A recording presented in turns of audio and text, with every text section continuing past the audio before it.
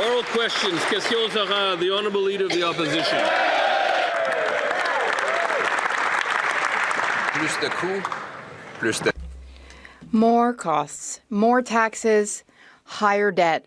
Just more going on the credit card, Mr. Speaker. This Prime Minister is a typical Liberal. He doubled Justin Trudeau's deficit from $31 billion to $65 billion, with $27 billion in new spending this year alone. And now he's forcing Canadians to pay $3,400 per family to pay the interest on the debt. Is there any limit to the Liberal credit card? The Right Honourable Prime Minister.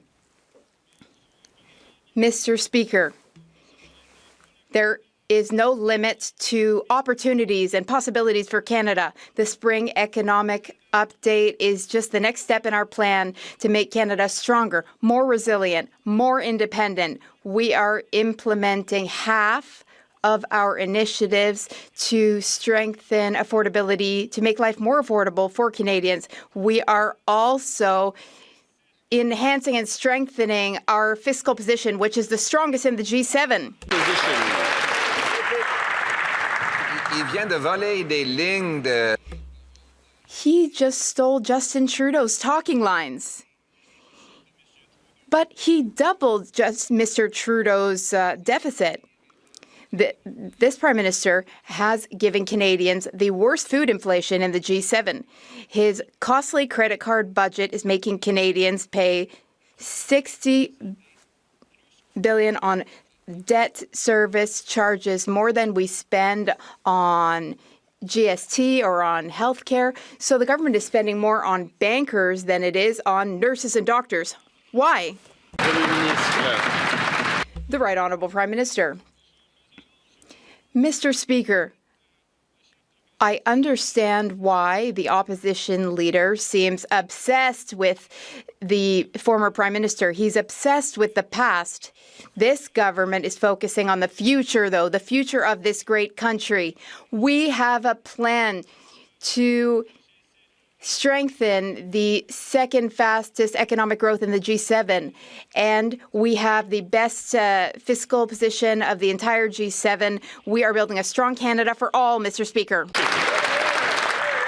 Mr. Speaker, it's just that this Liberal Prime Minister has gone from writing Justin Trudeau's policies to plagiarizing his talking points. Actually, that's not fair to Justin Trudeau. This Liberal Prime Minister has done the impossible, and that is he has doubled the deficit that Trudeau left behind. More cost, more debt, more taxes, more on the national credit card, and more interest payments for Canadians. So once again, with Canadians spending $3,000 per family on interest for the debt, is there any limit on the Liberal credit card? Yeah. The Right Honourable Prime Minister. Mr. Speaker, in the face of a tariff war, in the face of an actual war, this government has reduced the deficit by $11 billion. This government has reduced the level of debt across the entire forecast horizon. This government is on track to deliver $60 billion of savings for Canadians. This government's on track to reduce spending on consultants by 20%. This government will build Canada strong. The Honourable Leader of the Opposition. Mr. Speaker, the deficit Justin Trudeau had provided for this year was $31 billion. Yesterday, the Liberal Prime Minister provided a deficit of $65 billion. 65 is bigger than 31. Yes. And if you read, I know I'll speak slowly for the Liberal mathematicians on the other side of the House, because as the Globe and Mail said, in the upside-down land of the Liberals, a spending spree is a spending cut. Blowing a windfall of billions of dollars is prudent, and failing to prepare for a fiscal storm is, well, just good.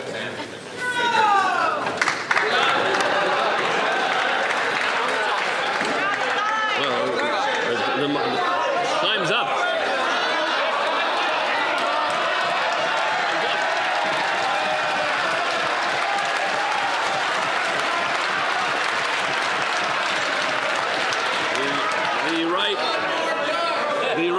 Prime Minister. Your time is up here. Many ways. Mr. Speaker, I won't go there. I won't go there.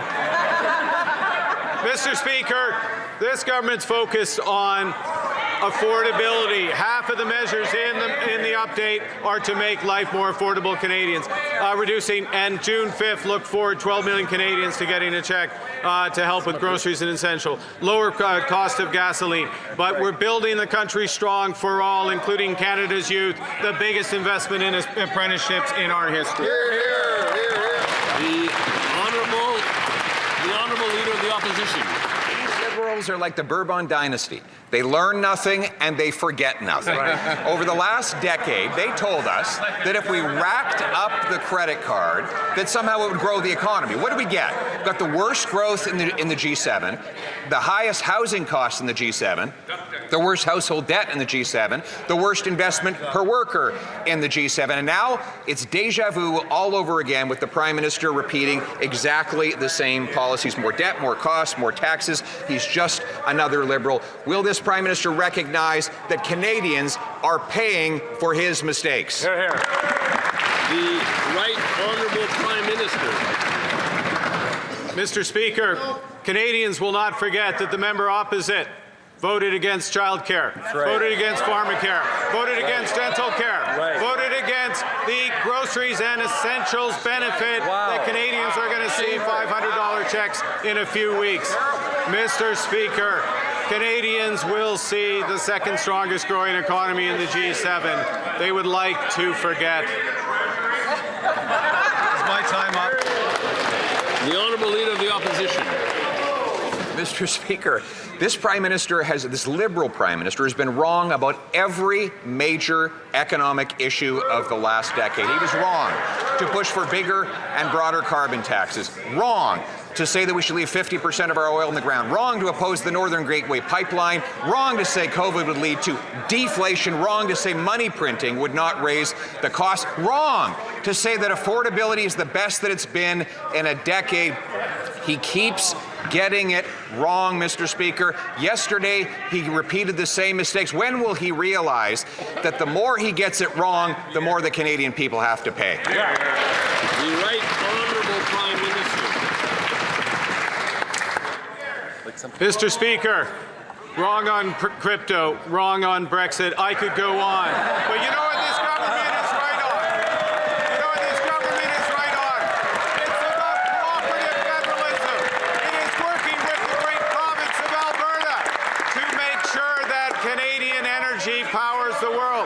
It's about ensuring our competitiveness. It's about working with the province of Ontario, a premier that picks up my phone call and works with us to put Darlington new nuclear into power. It is about building Canada strong for all.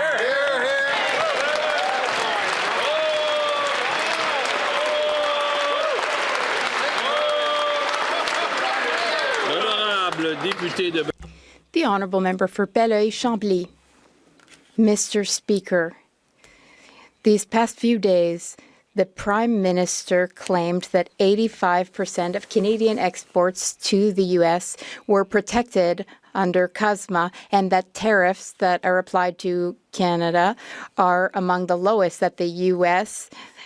has on anyone. But actually, it turns out that they are among the highest of all tariffs applied to any country in the world, especially as of April 6th. There are no measures to address this in yesterday's economic update document. Will the Prime Minister fix this and help businesses? The Right Honourable Prime Minister. Mr. Speaker, I thank my colleague for his question and for his interest in this situation.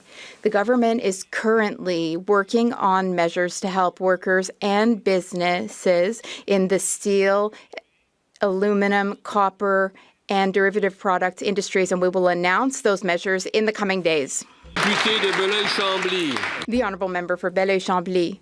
Mr. Speaker, that sounds like a good news, but we need to be careful because on April 6th, the United States changed how they calculate tariffs. I asked the Prime Minister whether he would take action, radio silence. Then I asked him again the following week, and he told me that there would be measures to support businesses in the economic update. There were no such measures. So can I believe him this time? The Right Honourable Prime Minister. Mr. Speaker, it's always a good idea to believe what the Prime Minister of Canada says. The Honourable Member for Belleuil-Chambly. Mr. Speaker, we lived through 10 years of Justin Trudeau. So, what I deeply hope is for the Prime Minister to take the hand I extended to him in a press conference earlier today, setting aside partisanship or putting on a show at Parliament. We need to focus on this extreme distress of businesses.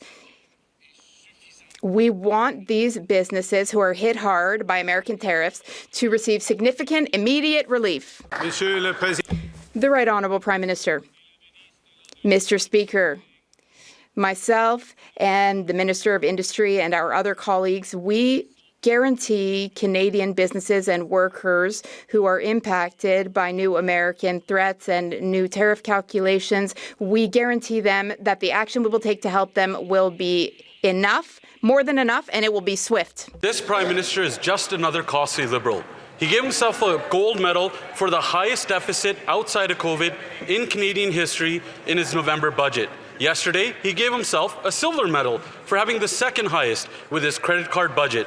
He spends more tax dollars for the interest on his debt than what goes to provinces in healthcare transfers. Why is this Liberal Prime Minister's priorities always to make bankers, bondholders, and Brookfield richer? The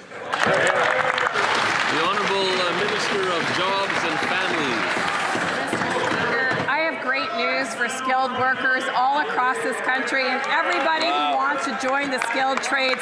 A $6 billion investment in getting people into the trades, helping apprentices right now finish their training with up to $16,000 in support, and making sure employers have the support to hire their workers.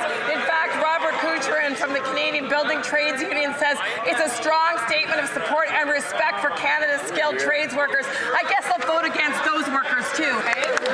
The Honourable Member for Calgary East. For a party that gave Canadians the second highest unemployment in the entire G7, it's hard to believe those trades will actually have a job after they graduate. This credit card budget was more debt, more costs, more spending, more taxes, all by the same old Liberals. Now Canadians have the highest food inflation, second highest unemployment, highest consumer debt, and housing cost in the entire G7. Will this costly Liberal Prime Minister just finally admit he's a worse money manager than Justin Trudeau was? The Honourable Minister of Jobs and Families.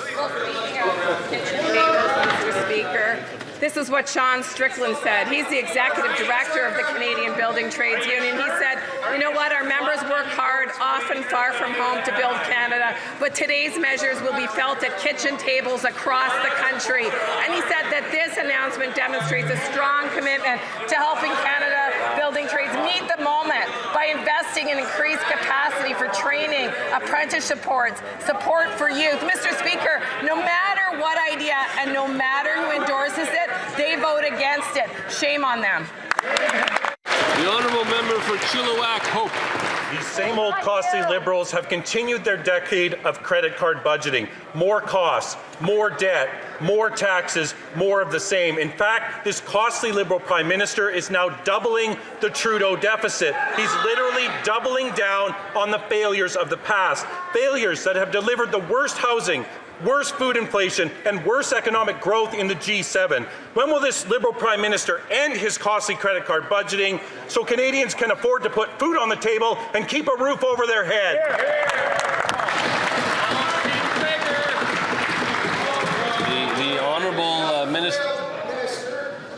The Honourable Minister of Housing and Infrastructure. Thank you, Mr. Speaker. Well, the Conservatives may be mired in the last decade or two of failure.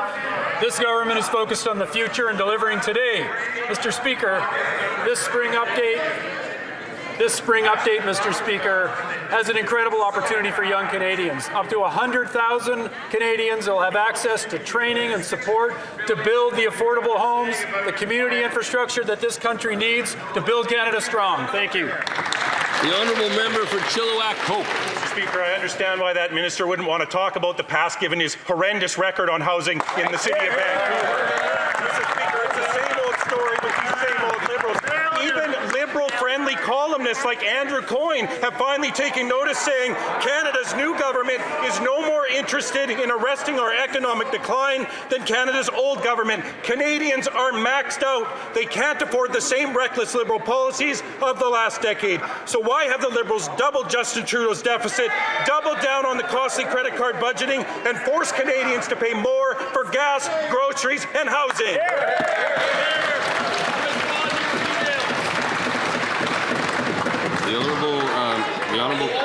The Honourable Minister of Housing and Infrastructure. Why don't you answer your... Mr. Speaker, thank you for the question. Once again, Conservatives attacking former mayors like they attack current mayors. They have no respect for leaders of our cities and towns, leaders of our provinces and territories, leaders of our Indigenous communities. Zero respect. That's right. My first 7 years as a mayor in Vancouver, you know how much support we had from the Harper Conservative government? How much? Zero. This government is focused on partnering with cities and towns, Indigenous communities, and delivering the affordable housing we need. The honourable member for Newtecumseh Gwillimbury. Mr. Speaker, after 11 years of Liberal deficits, Canadians are screaming, make it stop. But this banker Prime Minister isn't listening. He said they just got started as they pile on another $37 billion in spending and weaken our economy even more. This budget promises more costs, more taxes, more debt, and more inflation for hard-working Canadians who are already maxed out.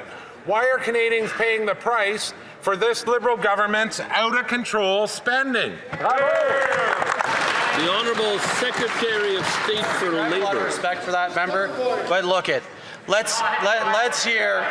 We are optimistic about the future of our country, Mr. Speaker. But let's hear from workers, okay? Let's hear from workers. Let's hear from Russ Suchuk from the IBEW. This economic statement will supercharge the skilled trades across Canada to help build and assist the much-needed infrastructure and electrification of our country. It will transform apprenticeships in today's technology, safety and training, meeting the moment to supply a workforce for major projects from coast to coast to coast. That's how you build a Canada strong, Mr. Speaker. The honourable member for Newtecumseh Gwillimbury. Well, strap in, Mr. Speaker, because Canadians are now paying $59 billion in interest on the debt. That money isn't going towards hospitals, highways, or homes. It's contributing to the highest household debt, most unaffordable housing, and second worst productivity and unemployment in the entire G7. These Liberals are so far behind they think they're in first place. Will the Prime Minister admit that his costly credit card budget is rewarding bankers and lenders while making life harder for everyone else?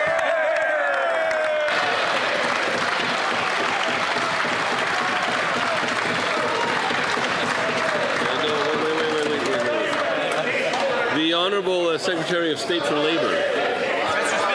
Government is fiscally responsible, reducing the deficit by $11 billion. But Mr. Speaker, there hasn't been a single question today about workers. Let's hear from the workers. Let's hear from Mark Arsenault, the business manager for the building trades in Ontario, Mr. Speaker. The federal spring economic statement demonstrates that the government is firmly committed to strengthen the skilled trades workforce at a time of economic certainty. The significant expansion of union training innovation program, including bricks and mortar investments for the red sealed trades, alongside enhanced incentive and completion grants for improved tracking and a practical approach in supporting apprentices. Mr. Speaker, that's how you build Canada strong for all.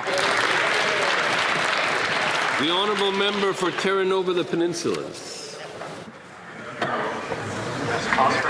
Mr. Speaker, bankers make their money by having their clients enslaved to death, and this banker Prime Minister is no different. He's just another costly Liberal. They even said the quiet part out loud. On their graph, they showed that Canada's deficit to GDP ratio begins to skyrocket after this Prime Minister was appointed. Canadians now spend more money servicing the interest on Canada's credit card than all of our federal health care payments. Will this Liberal government commit to a real conservative fiscal plan that spends less on bankers and more on doctors?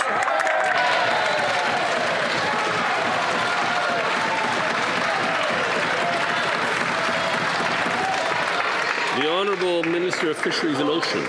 Thank you, Mr. Speaker. While the member opposite, Conservative member from Newfoundland and Labrador, reads his prepared notes and likes his bit of theatre, the people of Newfoundland and Labrador are interested in the nearly $1 billion investment in small craft harbors.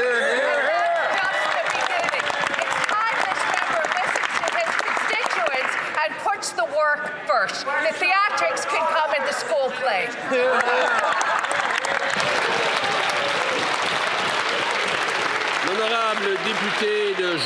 The Honourable Member for Jonquière. Mr. Speaker, in its economic update, Ottawa is investing $6 billion in workforce training for the construction industry. The problem, though, is that worker training falls under Quebec's jurisdiction. The Liberals say they'd like to come to an agreement, but there's already been an agreement for 30 years. For 30 years, Ottawa has recognized that it is Quebec that determines the plans and priorities of the labour market within its province. For 30 years, Quebec has been designing, planning, delivering, and evaluating tailored employment and training measures and services. In short, here's the question: will the government immediately transfer Quebec's share to Quebec unconditionally? Merci beaucoup, The Honourable Minister of Government Transformation. Thank you very much, Mr. Speaker, and I thank my colleague for his question. We are investing in the labour force, in skilled trades, because there are needs. There are needs in Quebec. In fact, Quebec's construction industry will need 80,000 workers over the next 5 years. We will, of course, work in a way that respects Quebec's jurisdiction. We have been respecting their jurisdiction since our original agreement on labour force jurisdiction, and I look forward to working with Minister Poulin so that we can improve things for Quebec as quickly as possible. The Honourable Member for Jonquière. Mr. Speaker, the very last thing we need is a squabble that Ottawa starts. As I said earlier, workforce training has been under Quebec's jurisdiction for 30 years. Quebec decides what its labour market needs and how to meet those needs. Quebec has jurisdiction over that. Ottawa's role is to provide the money for that. Quebec has the know-how. We don't need a government that doesn't have jurisdiction over this to meddle with it. As we all know, Ottawa is the champion of making the labour market more Anglophone. So when will Quebec receive its fair share of the funds with no strings attached? The Honourable Minister. Thank you, Mr. Speaker. April 29th is a historic day. It's historic because it's the first time I've heard the Bloc Québécois say that the last thing they want is a Quebec-Ottawa squabble, because that's all I've ever seen over the past 10 years is them looking to pick fights. We are going to deliver for Quebec. We're going to deliver for the labour force. We've promised to do so, and that's exactly what we will do. The Honourable Member for Richemont-Arthabasca. Thank you, Mr. Speaker. Mr. Speaker, the Prime Minister is trying to get us to believe that he's creating a sovereign wealth fund. That is not true. A sovereign wealth fund is built on years of surpluses, budget surpluses, and developing our natural resources. You don't build a sovereign wealth fund by putting $25 billion on Canadians' credit cards. The Liberals have just run up a record deficit, record with the exception of COVID years. A record deficit, and there's no evidence of any sound management of public finances. How can the Liberals shamelessly run up a tab on future generations' credit card like this? The Honourable Government House Leader. All right, let's talk about future generations. My colleague just said that it's important to train the labour force. We have labour force needs in Quebec and across Canada. Mr. Speaker, we need to invest in ourselves, in major projects, in infrastructure. We will allow Canadians to benefit from building a better Canada. There will be better job opportunities for young people. There will be better job opportunities in construction-related jobs. We will benefit from our labor force and our investments. That's what building Canada means. Merci, Monsieur le Président. The honourable member for Richmond-Arthabasca. Labor training? Well, Quebec wasn't even aware of this new program before it was announced yesterday. Mr. Speaker, a $37 billion increase in spending is not a spending cut. That is what the Globe and Mail said just this morning. They said, in the Liberals' upside-down universe, a spending spree is a spending cut, and squandering billions of unbudgeted dollars is fiscal prudence. Mr. Speaker, I hope you're sitting down because you're in for a shock here. By 2031, the Liberals will have added $321 billion in debt on the backs of our children and grandchildren. How can the Liberals spend so recklessly when Canadians are struggling to make ends meet? The Honourable Government House Leader. Mr. Canadian, Mr. Speaker, but you are Canadian, of course. What's really disheartening is this member and the members who surround him and his party. On this side of the House, we are enabling young people to have access to great jobs. We're helping young people have affordable homes. We are giving young people back the dream of a better future, economically speaking, in Quebec and in Canada. That's what we're doing here on this side of the House. We are soundly managing our finances. The honourable member for Bellechasse et Mr. Speaker, the Liberals are continuing their decade-long streak of costly credit card budgets. This Prime Minister has doubled the deficit left by former Prime Minister Justin Trudeau. Who could have even believed this upside-down universe where this government's spending spree is being portrayed as prudence? The Liberals are spending more, but Canadians are getting less. When will this Prime Minister put an end to his costly budget so that Canadians can make ends meet? The Honourable Minister of Industry. Thank you, Mr. Speaker. We are building a strong economy, and the data backs that up. We have the second fastest economic growth in the G7. We also have the strongest economic situation in the G7. What are we doing? We're taking action to help workers and businesses impacted by the tariff war. We're building a sovereign wealth fund for economic nationalism. That's exactly what Quebec did in the 60s when we decided to be masters of our own province. This is our vision. It shows that we can defend ourselves and create prosperity in Canada. The honourable member for Bellechasse, Saint-Jean-Lévis. Well, the way they've chosen to do this is not right. The Prime Minister is continuing the same boring policies as his predecessor. Economists are sounding the alarm. Without strong measures to boost productivity, the debt-to-GDP ratio will rise to a breaking point, Mr. Speaker. And we're already experiencing the worst food inflation in the G7. Why are the Liberals stubbornly sticking to this path that forces Canadians to pay more for gas, groceries and housing when nothing's changed in the past 10 years? The Honourable Minister of Industry. I think my Conservative colleagues are not understanding the urgency for the Canadian economy. Well, they would just look at this trade war and twiddle their thumbs. And what we're doing is lowering operational expenses for the government to spend less on one end, and at the same time we're investing in everything that is capital expenditures. So everything is working, and the IMF has confirmed this, and we're going to continue to create prosperity in our country. The honourable member for Montmorency Charlevoix. Mr. Speaker, the more things change, the more things stay the same. These Liberals have doubled the deficit in 1 year. The former Prime Minister, a drama teacher, was talking about a $35 billion deficit. Now with this economic savvy Prime Minister, the deficit is nearly $65 billion. It's more tax and more on Canadians' credit cards and more debt. The cost of servicing this debt alone is higher than the total amount of healthcare transfers for all provinces. Why is it with these Liberals, there's always more spending, more tax, and more risks with the money of Canadians? The Honourable Secretary of State. Mr. Speaker, in the economic update from yesterday, we've proposed to invest more than $6 million to hire skilled young people. These are new workers that will help us to build a strong Canada and implement strong projects. We're investing in our young people in our country, and I hope the members across the way will support this plan that was presented yesterday. The honourable member for Hamilton West, Ancaster Dundas. Thank you, Mr. Speaker. Our government is making generational investments in major infrastructure projects that will support Canada's economic future. Within 8 years, Canada will need more than 1.4 million additional workers. Listen to that noise. So disrespectful to Canadians. Canada needs more gold. I know it's tempting. I know.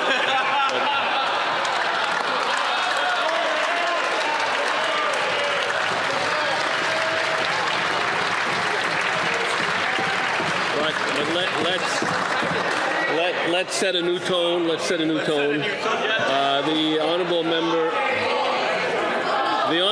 may continue. Thank you, Mr. Speaker. I don't know why they're so afraid of good news. Because our government is making generational investments in major infrastructure projects that will support Canada's economic future. Within 8 years, Canada will need more than 1.4 million additional workers in the trades to build these projects. Canada needs more than 20,000 trades.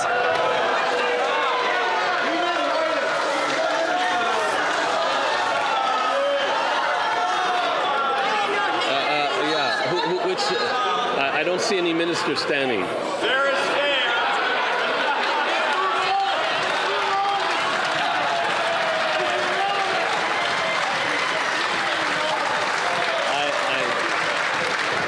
I don't know if the minister heard the question, but I have a feeling she knows the answer.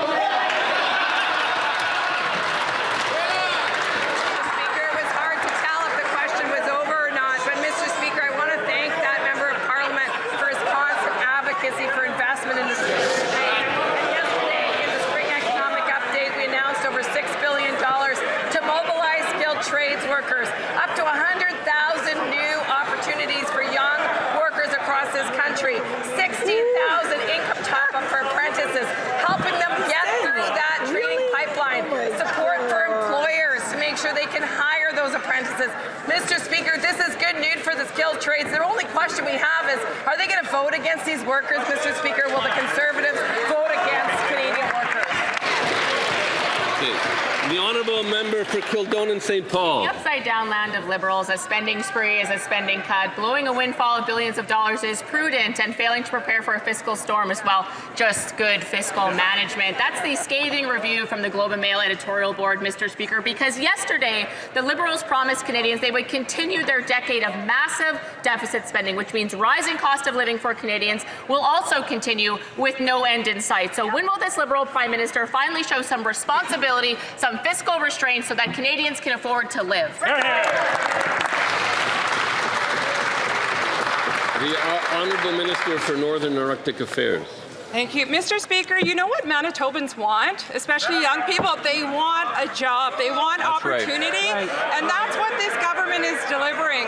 The spring budget delivers real momentum for Manitobans. We're seeing infrastructure investments that keep the province moving in the right direction, from transportation upgrades to community facilities. We're expanding real Red Seal training. Mr. Speaker, the member opposite continues to deny what we're delivering on. They need to get on side that we're delivering for affordability. Hear, hear. The honourable member for Kildonan St. Paul.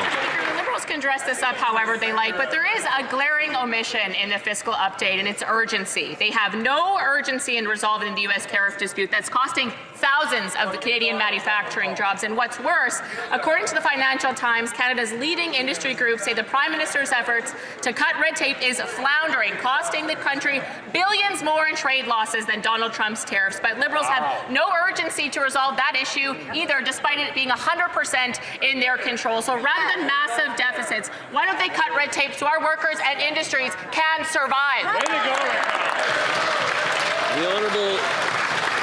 The Honourable Minister. Great job, Dancho. Mr. Speaker, we're investing so Manitobans can step into good jobs. What is she not seeing here? We're strengthening Manitoba aerospace sector. We're advancing the Economic Wealth Fund. We're investing $6 billion in the trades so that young people could get jobs. The member opposite continues to downplay this work, and these measures are directly supporting Manitobans. That's right. Hear, hear. The honourable member for Okanagan Lake West, South Kelowna. Mr. Speaker, Canadians were promised change after a decade of costly Liberal government under Justin Trudeau. Yesterday, they didn't get change, they got more of the same, asking for every Canadian household to shoulder roughly $3,400 of new debt from a Prime Minister who said he would be different. This costly credit card budget delivers more debt, more costs, more taxes, doubling the deficit while life gets more expensive. So which promise was false? The promise of change or the claim that doubling the deficit would somehow make Canadians better off? The Honourable Minister of Veterans Affairs. Mr. Speaker, Conservative and BC ridings are telling me this week that our new government is delivering the things that they need. We're bringing major projects like LNG2 and Red Crisp Mine, which are going to invest in our natural resources and build BC's economy. We're delivering the Team Canada Strong program, which is going to recruit, train, and hire over 80,000 new skilled workers. This means jobs for British Columbians, Mr. Speaker. That's good news. The honourable member for Okanagan Lake West, South Kelowna. The only thing this government delivers, Mr. Speaker, is more talking points, recycled. So even the Globe and Mail says that in this upside-down Liberal world, quote, a spending increase of $26.8 billion is not a spending cut, end quote. And that for every $100 in new revenue, the government spends 97% of it. So will the government admit this costly credit card budget proves nothing has changed, or are Canadians now supposed to believe that doubling the deficit is fiscal responsibility? The Honourable Minister of Veterans Affairs. Mr. Speaker, I had a conversation with the Greater Vancouver Board of Trade this week, and you know what we were talking about? We were talking about the need for skilled workers in British Columbia. Yesterday's spring economic update, we announced that we're investing in the recruiting, training, and hiring of skilled trades with more than 80,000 skilled workers, and we're going to grow the Canadian economy. We're going to invest in those projects. We're doing what BC needs. The honourable member for Sherwood Park, Fort Saskatchewan. Mr. Speaker, those apprentices desperately need projects to go forward that they can work on.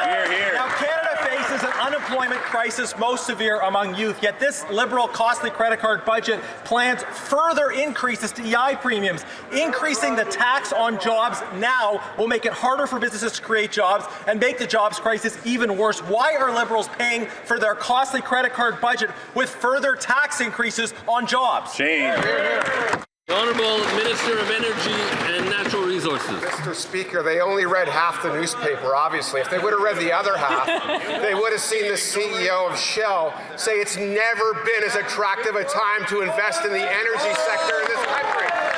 They would have said they're excited about the development of LNG in this country.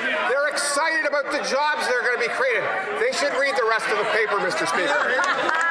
The honourable member for Sherwood Park, Fort Saskatchewan. Mr. Speaker, I'm not at all surprised to hear that minister spends a lot of time talking to CEOs. But on page 122 of their fiscal update, it's clear that they are increasing the tax on jobs at a time when we already have a massive youth unemployment crisis. This credit card budget proposes to squeeze small businesses and workers even more at the same time as these Liberals are voting against allowing student grants to go to those at vocational institutions. They're attacking young people, attacking jobs. Mr. Speaker, when will it end? The Honourable Minister.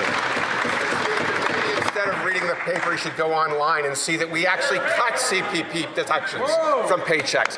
We're making it cheaper for people to work. We're making it more affordable for people to work. And we're adding 100,000 new Red Seal jobs. Read the paper. Read all the paper, Mr. Speaker.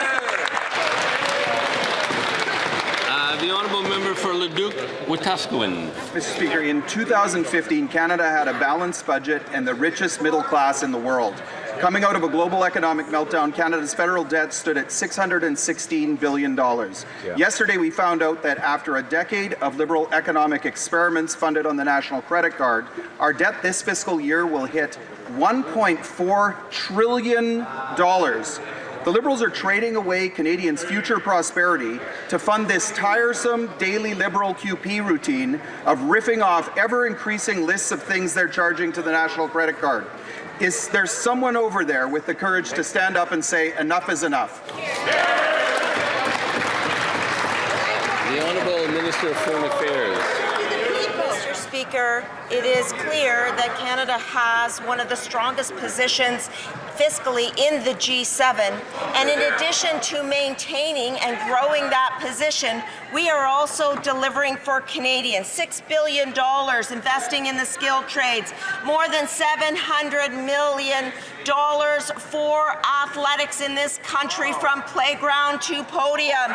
Mr. Speaker, building Canada's homes by providing low-cost financing and ensuring that there's a groceries and essentials benefits. We ask the Conservatives rationally to get... The Honourable Member for Leduc-Wetaskiwin. In a mythical Liberal world, budgets balance themselves. In the current Prime Minister's theoretical world, the National Credit Card has no limit and the bill never comes due. But we live in the real world where this Liberal government's addiction to borrowing has real consequences. This Prime Minister is now spending more on interest than on the Canada Health Transfer.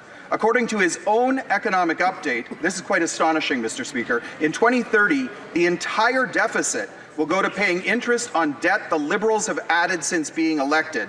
In this new world, Liberal debt becomes self-generating. When will this experiment end? The Honourable Minister of Foreign Affairs. Mr. Speaker, Canada has the lowest debt to GDP ratio in the G7, and at the same time, in direct response to my colleague's question, we have reduced the deficit by $11 billion as announced yesterday. And one thing that the Conservatives have failed to do is to vote for Canadians, vote for dental care, vote for pharmacare, vote for the groceries and essentials benefit, vote for housing, vote for supporting school food lunch programs on a permanent basis. I ask them, get The Honourable Member for Medicine Hat, Cardston Warner. Mr. Speaker, no matter how much lipstick they put on this budget, a pig is still a pig. Liberals' costly credit... I mean, you know, I think, you know, something is unparliamentary if it creates disorder. I think that kind of language is, you know, has a tendency to create disorder. Perhaps the member could use other language. The Liberals' costly credit card budget is more of the same, Mr. Speaker. More debt, more spending, more taxes, and higher inflation. The Prime Minister has doubled previous annual deficits, yet still added $54 billion in new spending, with $59 billion now costing Canadians in credit card or in debt interest charges to cover it. His $25 billion sovereign debt fund is just another deception. When will the Prime Minister set aside his illusions and his deficit and bring his deficit under control so Canadians can afford to live? The Honourable Parliamentary Secretary to the Minister of Finance. Mr. Speaker, I know it's a lot to ask, but if the Conservatives could finally give up their infatuation with our former Prime Minister and just face reality for once, Canada is strong and resilient and only getting more so under this government's leadership. The evidence is in the spring economic update, $11 billion less in a deficit. The fiscal track with the declining deficit to GDP. Operating expenses being managed responsibly. Canada has tripled the job creation, doubled the foreign direct investment per capita than U.S. counterparts, the most competitive tax rate in the G7 and the strongest fiscal position. The Honourable Member for Bourassa. Mr. Speaker, over the past year, Canadians have had to adapt to a rapidly changing world, a world that is more unpredictable, more complex, more unstable, and much more expensive. Last fall, on this side of the House, we responded to these changes with a solid budget for 2025, a plan that aimed at building a stronger, more resilient Canadian economy, thus reducing costs for Canadians. Yesterday's economic update is the next step in this plan to truly continue the work. Could the Minister of Government Transformation explain how this update builds on progress already made? The Honourable Minister. Thank you very much, Mr. Speaker. I'd like to thank the member for Bourassa for his question. Yesterday, the Finance Minister presented a plan for a strong Canada, and it involves the grocery benefit, which will help 12 million Canadians, and they'll receive their first payment on June 5th. It's involving skilled trades support and more than 100 million to support 60,000 jobs across the country. We have a prudent and responsible plan. Thank you. The honourable member for Leeds, Grenville, Thousand Islands, Rideau Lakes.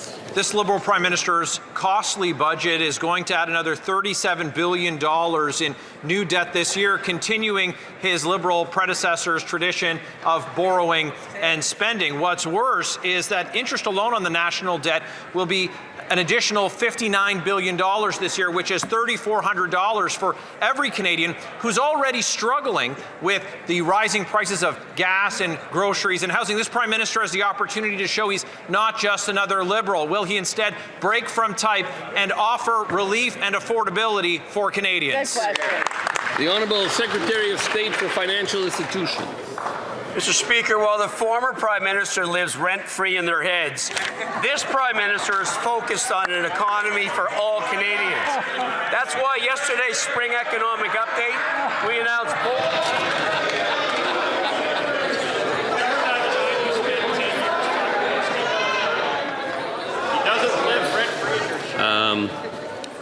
The member may continue. Mr. Speaker, the former Prime Minister lives rent-free in all their heads. This Prime Minister is focused on building an economy for everyone. Yesterday's spring economic update, we announced bold changes to the disability tax credit so more Canadians with disabilities can get the support they need. We also reinvested in the Community Volunteer Income Tax Program, which will help. It's run by volunteers. It does taxes for our most vulnerable, Mr. Speaker. Over 1 million Canadians, 17% of them haven't filed for. Okay, the honourable member for Leeds, Grenville, Thousand Islands, Rideau Lakes. The reality is that with this Liberal Prime Minister, and just like his Liberal predecessor, Canadians are struggling now more than ever. Groceries, gas, homes have never been more expensive. And don't take my word for it. The Globe and Mail said in a scathing review, quote, Canada's new government is no more interested in arresting our economic decline than Canada's old government, end quote. We should be the richest. We should be the most affordable country on earth. But instead, they're borrowing today and making Canadians of future generations pay it back. Why won't they deliver relief? The Honourable Minister of Artificial Intelligence and Digital Innovation. Mr. Speaker, these guys will find any excuse to talk down Canada, talk down investing in Canada, even in a trade war. Our credit rating is the highest in the world. We've just lowered the deficit by $11.5 billion, and we're using that money to invest in Canadians. We are making the largest investments in the skilled trades in our history. 100,000 jobs in the skilled trades. They should support it. Look, our plan is simple, and I'll put it simply. Build in Canada, buy in Canada, believe in Canada. Let's go. The honourable member for Vaughan Woodbridge. Liberals claimed in their latest update they would show discipline. Instead, Canadians got more debt, more spending, more of the same. The deficit's now projected to be double Trudeau's, and as debt rises, taxpayers pay the price. Public debt charges are projected to be more than $54 billion this year, rising to $81 billion in 5 years. That's money that can't go to tax relief, it can't go to housing, and it can't go to health care. It's no wonder, Mr. Speaker, that the Globe and Mail said it's a bit rich for the finance minister to be claiming fiscal responsibility. So when will this Liberal Prime Minister end his costly budgeting so Canadians can afford to live? The Honourable Minister of Industry. Mr. Speaker, you know what is a bit rich is the fact that the Conservatives are not defending our auto workers. And this spring economic update is all about our auto strategy and supporting our 5,000 auto workers, including those working in the parts sector of the auto sector. And you know what? Good news today. GM just announced in St. Catharines more than $690 million of investments in the next generation. This is our plan working, Mr. Speaker.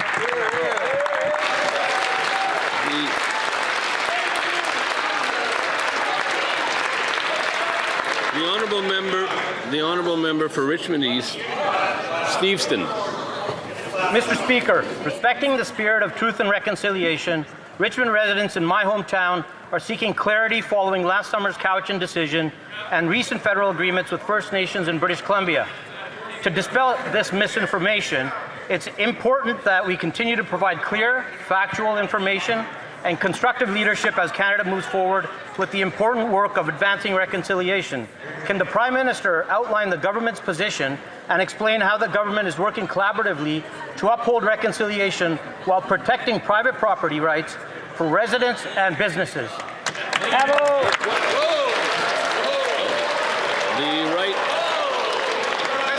The Right Honourable Prime Minister. Mr. Speaker, I'd like to thank my colleague.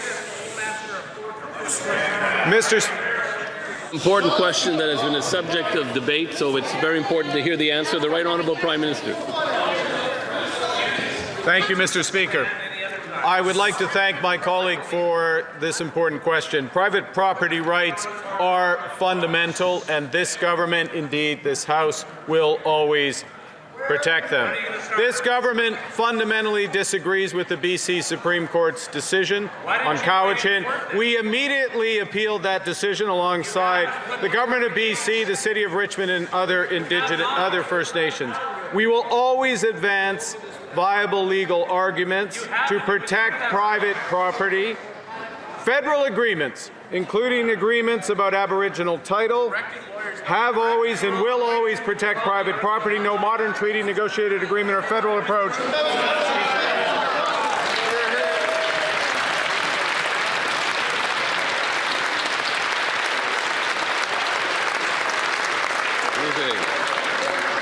The Honourable Member for Flamborough-Glanbrook Branch North. Mr. Speaker, yesterday's statement proved nothing has changed. More debt, more costs, more spending, more taxes, more of the same. The worst housing costs, worst growth, and worst food inflation in the G7. As the Globe and Mail said, this new government has no interest in arresting our economic decline. Why have the Liberals doubled Justin Trudeau's deficit, doubled down on costly credit card budgeting, forcing Canadians to pay more for gas, groceries, and housing? Government House Leader. Well, as we conclude this question period with about 32 identical questions from the Conservative Party straight off of the Leader of the Opposition's desk, let's conclude it this way. Every time we propose what that member purports to want, lower costs, lower prices, higher salaries, new dental care, new social programs, every single support, they're against it, Mr. Speaker. We're for it. We're going to go back and do the work of building Canada strong. They're going to go write a new question for tomorrow.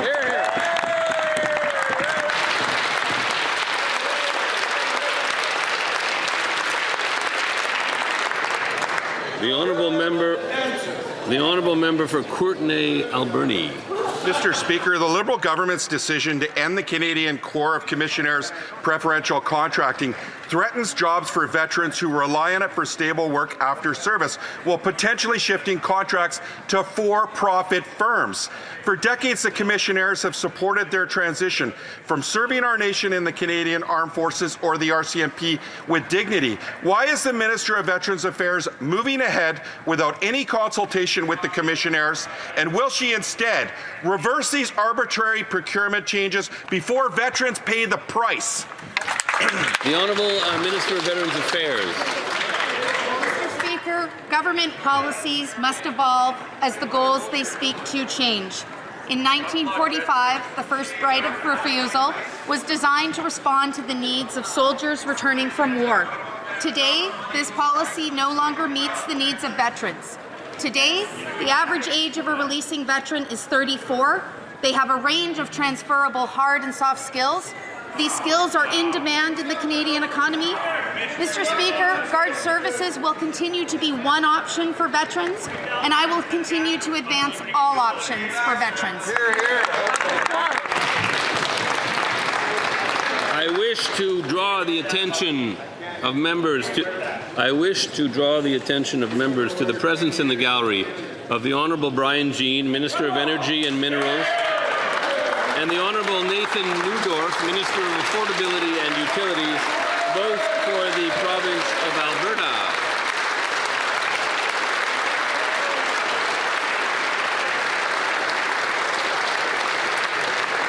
I would also draw the attention of members to the presence in the gallery of the finalists of the 2026 Shaughnessy Cohen Prize for Political Writing: Don Gilmore, Maggie Helwig, Brian Stewart, Ira Wells, and Karen Wells.